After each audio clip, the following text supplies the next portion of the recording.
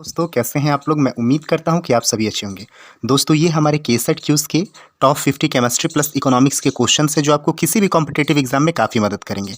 यहाँ से हमारा इकोनॉमिक्स का क्वेश्चन है तो शुरू करते हैं। हमारा पहला क्वेश्चन हो जाएगा, विकास का सिद्धांत का प्रतिपादन किसने किया था? तो दादा भाई नौरोजी ने दोस्तों विकास के सिद्धांत का प्रतिपादन किया था।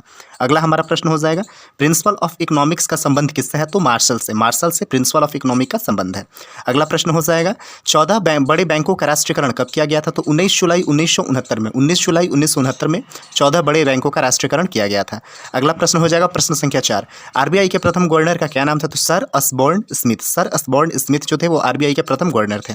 अगला प्रश्न हो जाएगा, आरबीआई की प्राथमिक पूंजी क्या थी? तो 5 करोड़ रुपए, अर्थात 5 करोड़ रुपए से वो मतलब RBI reserve bank of India का मतलब प्राथमिक पूंजी था, शुरू हुआ था।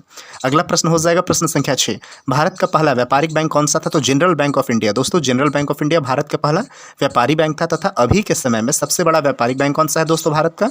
तो SBI state bank of India है।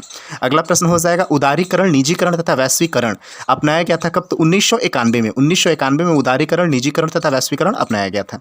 अगला प्रश्न हो जाएगा, आत्मनिर्भर भारत अभियान मतलब कब से चला था? तो 12 मई 2020 से आत्मनिर्भर भारत अभियान चला था। अगला प्रश्न हो जाएगा, नरेगा की शुरुआत कब की गई थी? तो 2006 से नरेगा की शुरुआत की गई थी। अगला प्रश्न हो जाएगा प्रश्न संख्या 10, अनवरत योजना को भारत में लागू मतलब किसने किया था? तो डीटी लड़कवाल ने अनवरत योजना को भारत में लागू किया था। अगला प्रश्न हो जाएगा प्रश्न संख्या 11, कौन सी योजना डब्ल्यू मिलर पर आधारित थी? यानी दोस्तों कौन सी जो योजना थी डब्ल्यू मिलर के मॉडल पर आधारित थी? तो सातवीं पंचवर्षीय योजना डब्ल्यू मिलर के मतलब मॉडल पर आधारित थी। हमारा अगला प्रश्न हो जाएगा प्रश्न संख्या 12, योजना आयोग का गठन कब किया गया था? तो 15 मार्च 1950 को योजना आयोग का गठन किया गया था। अगला प्रश्न हो जाएगा, भारत के जीडीपी में किस क्षेत्र का सर्वाधिक योगदान है? तो तीसरा क्षेत्र अर्थात तृतीयक जो क्षेत्र है दोस्तों, जिसको सेवा क्षेत्र के भी नाम से जानते हैं, भारत के जीडीपी में मतलब सर्वाधिक योगदान इसी का है। अगला प्रश्न हो जाएगा प्रश्न संख्या 14, राष्ट्रीय आय गणना मतलब की जाती है? तो केंद्रीय सांख्यिकी संगठन द्वारा राष्ट्रीय आय गणना की जाती है। अगला प्रश्न हो जाएगा, तृतीयक क्षेत्र का अन्य नाम क्या होता है? तो सेवा क्षेत्र। दोस्तों सेवा क्षेत्र ही तृतीयक क्षेत्र का अन्य नाम होता है। अगला प्रश्न हो जाएगा प्रश्न संख्या 16, द वेल्थ ऑफ नेशन का मतलब प्रकाशन मतलब किस वर्ष में हुआ था? तो 1776 में द वेल्थ ऑफ नेशन का प्रकाशन हुआ था। अगला प्रश्न हो जाएगा, आरबीआई का लेखा वर्ष। दोस्तों ये काफ़ी इंपॉर्टेंट क्वेश्चन है और ये हम लोग के क्यूज में कई बार क्वेश्चन चला है।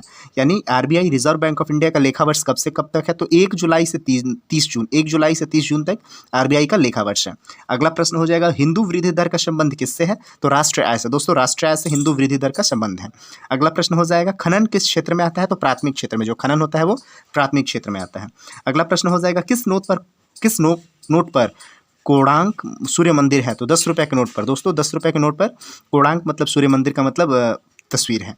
अगला प्रश्न हो जाएगा, महाजन समिति का संबंध किस उद्योग से है? तो चीनी उद्योग से। महाजन समिति का जो संबंध है दोस्तों वो चीनी उद्योग से है। अगला प्रश्न हो जाएगा, भारत में सर्वाधिक नगरीकरण वाला राज्य कौन सा है? तो गोवा राज्य। जो गोवा राज्य है भारत में सर्वाधिक नगरीकरण वाला राज्य है। अगला प्रश्न हो जाएगा, भारतीय अंगूर प्रसंस्करण बोर्ड कहाँ पर है? तो पुणे में है। दोस्तों पूरे महाराष्ट्र में। दोस्तों आप लोग नासिक मत मतलब उसको ऑप्शन में रहेगा तो टिक कर दीजिएगा। भारतीय अंगूर प्रसंस्करण मतलब बोर्ड पुणे है और नासिक मतलब ये अंगूर के लिए फेमस है, प्रसिद्ध है दोस्तों। अगला प्रश्न हो जाएगा, कर कितने प्रकार के होते हैं? तो दोस्तों कर 2 प्रकार के होते हैं, प्रत्यक्ष कर तथा अप्रत्यक्ष कर। अगला प्रश्न संख्या 25, दास कैपिटल के लेखक मतलब कौन है? तो कार्ल मार्क्स जो है वो दास कैपिटल के लेखक हैं। दोस्तों ये 25 जो थे मतलब इकोनॉमिक्स के केसेट क्यूज के हमारे क्वेश्चंस थे। अब दोस्तों यहाँ से हमारे 25 इंपॉर्टेंट केमिस्ट्री के क्वेश्चंस हैं, ये हमारे केसेट क्यूज के हैं और यहाँ से केमिस्ट्री का क्वेश्चन स्टार्ट है तो शुरू करते हैं। हमारा अगला प्रश्न है प्रश्न संख्या 26, प्राकृतिक रबड़ किसका बहुलक होता है? तो दोस्तों आइसोप्रीन का मतलब प्राकृतिक रबड़ बहुलक होता है। अगला प्रश्न हो जाएगा, एलपीजी की दुर्घटना से बचाने के लिए मतलब उसमें क्या प्रयोग किया जाता है? तो मिथाइल मई काप्टेन का मतलब प्रयोग किया जाता है एलपीजी में दुर्घटना से बचने के लिए। अगला प्रश्न हो जाएगा, प्रोड्यूसर गैस किसे कहते हैं? तो CO+N2 अर्थात कार्बन मोनोऑक्साइड प्लस नाइट्रोजन को मतलब प्रोड्यूसर गैस बोला जाता है। अगला प्रश्न हो जाएगा, ग्लेना किसका अयस्क होता है? तो सीसा अर्थात लेड का जो मतलब लेड जो होता है अयस्क होता है ग्लेना का। अगला प्रश्न हो जाएगा प्रश्न संख्या 30, धातुओं का राजा। दोस्तों ये भी काफ़ी इंपॉर्टेंट क्वेश्चन है, इसको एकदम दिमाग में बैठा लीजिएगा। धातुओं का राजा किसे कहते हैं? तो सोना को धातुओं का राजा कहा जाता है, द किंग ऑफ मेटल। अगला प्रश्न हो जाएगा प्रश्न संख्या 31, आवर्त सारणी की खोज किसने की? तो मेंडलीफ ने आवर्त सारणी की खोज की थी। अगला प्रश्न हमारा हो जाएगा रक्त कैंसर के नियंत्रण में मतलब किसका प्रयोग होता है, तो कोबाल्ट 60 का, कोबाल्ट यानी C60, कोबाल्ट 60 का प्रयोग जो होता है रक्त कैंसर के नियंत्रण में होता है। अगला प्रश्न हो जाएगा sp2 संस्करण का आकार कैसा होता है, त्रिभुजाकार जो आकार होता है वो sp2 संस्करण का आकार होता है। अगला प्रश्न हो जाएगा एल्काइन का सूत्र क्या होता है, तो CnH2n-2, CnH2n-2 जो होता है एल्काइन का सूत्र होता है। अगला प्रश्न हो जाएगा अक्रिय गैस की संख्या कितनी होती है, तो 6 यानी 6 जो होती है अक्रिय गैस की संख्या होती है। अगला प्रश्न हो जाएगा टंगस्टन का संकेत क्या होता है, तो W, टंगस्टन का दोस्तों जो संकेत होता है वो W होता है। तो हमारा अगला प्रश्न हो जाएगा प्रश्न संख्या 38। यहाँ पे है टंगस्टन का गलनांक कितना होता है, तो 3500 डिग्री सेल्सियस। दोस्तों टंगस्टन का जो गलनांक होता है वो 3500 डिग्री सेल्सियस होता है और टंगस्टन का जो संकेत होता है दोस्तों वो W होता है तथा इसका गलनांक 3500 डिग्री सेल्सियस होता है। अगला हमारा प्रश्न हो जाएगा सिगरेट लाइटर में कौन सा गैस होता है, तो ब्यूटेन, ब्यूटेन जो होता है सिगरेट लाइटर में गैस होता है। अगला प्रश्न हो जाएगा प्रश्न संख्या 39। पीएच स्केल की खोज किसने की थी, दोस्तों ये सोरेनसन के द्वारा 1909 में सोरेनसन के द्वारा पीएच स्केल की खोज की गई थी। अगला प्रश्न हो जाएगा कपड़े से जंग हटाने में प्रयुक्त अम्ल कौन सा होता है, तो ऑक्जेलिक अम्ल। ऑक्जेलिक अम्ल जो होता है वो कपड़े से जंग हटाने में प्रयुक्त अम्ल होता है। अगला प्रश्न हो जाएगा सबसे प्रबल उपचायक कौन होता है, तो फ्लोरीन, फ्लोरीन जो होता है सबसे प्रबल उपचायक होता है। अगला प्रश्न हो जाएगा सबसे पहले इलेक्ट्रॉन के आवेश का सफलतापूर्वक निर्धारण किसने किया था, तो मिलिकॉन ने दोस्तों सबसे पहले इलेक्ट्रॉन के आवेश का सफलतापूर्वक निर्धारण किया था। अगला प्रश्न हो जाएगा प्रश्न संख्या 43। नाभिक की त्रिज्या मतलब कितनी होती है, तो 10⁻⁻15 मीटर, 10⁻⁻15 मीटर नाभिक की त्रिज्या होती है। अगला प्रश्न हो जाएगा मानव शरीर में सर्वाधिक मौजूद तत्व यानी वह कौन सा ऐसा तत्व है जो मानव शरीर में सर्वाधिक मात्रा में पाया जाता है, तो दोस्तों ऑक्सीजन।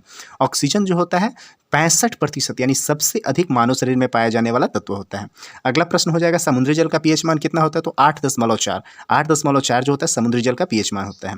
अगला प्रश्न हो जाएगा दुर्गंध युक्त मक्खन में क्या मौजूद होता है, तो ब्यूटारिक अम्ल, ब्यूटारिक अम्ल जो होता है दुर्गंध युक्त मक्खन में मौजूद होता है। अगला प्रश्न हो जाएगा प्लास्टर ऑफ पेरिस का सूत्र क्या होता है, तो CaSO4 × 12H2O, CaSO4 × 12H2O plaster of Paris का सूत्र होता है। अगला प्रश्न हो जाएगा पहला प्रयोगशाला वाला कार्बनिक पदार्थ यानी वह कौन सा ऐसा कार्बनिक पदार्थ है जिसको प्रयोगशाला में बनाया गया था, वो था यूरिया। दोस्तों यूरिया जो था वो पहला प्रयोगशाला में बनाया गया कार्बनिक पदार्थ था। अगला प्रश्न हो जाएगा प्रश्न संख्या 49। उत्प्रेरक की खोज किसने की थी, तो बर्जीलियस ने उत्प्रेरक की खोज की थी।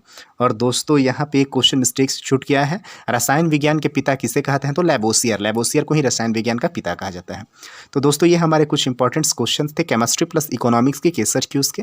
तो उम्मीद है कि वीडियो आपको पसंद आया होगा, तो प्लीज़ लाइक करिएगा, सब्सक्राइब करिएगा, कमेंट करिएगा और प्लीज़ हमारे केस स्टडी क्यूज से जुड़िएगा। देखने के लिए धन्यवाद।